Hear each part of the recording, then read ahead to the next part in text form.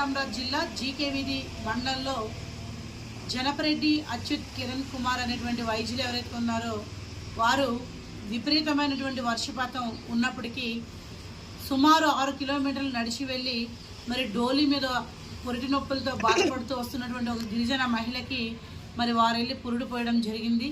మేమంతా కూడా చాలా ఆనందం వ్యక్తం చేస్తూ వారికి అల్లూరి సీతారామరాజు జిల్లా మహిళా సంఘాల తరఫున మేము ప్రత్యేక అభినందనలు తెలియజేస్తున్నాము. అలాగే వారిని అభినందిస్తూ ఆంధ్రప్రదేశ్ రాష్ట్ర ఆరోగ్య శాఖ మంత్రి గారు సత్యకుమార్ యాదవ్ గారు ఎవరైతే ఉన్నారో వారు ట్వీట్ చేయడం జరిగింది. వారికి కూడా మేము ధన్యవాదాలు తెలియజేస్తూ మేము ప్రభుత్వానికి ఒకటే తెలియజేస్తున్నాము.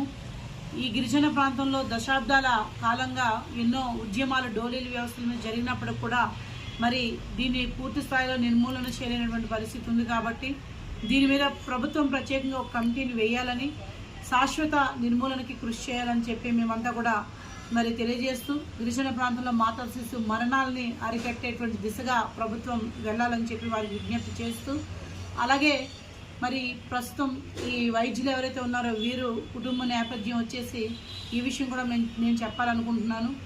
మరి వంటమావిడి గ్రామానికి చెందినటువంటి జనపరెడ్డి అప్పారావు గారు ఉద్యమ నేపథ్యం ఉన్నటువంటి కుటుంబం.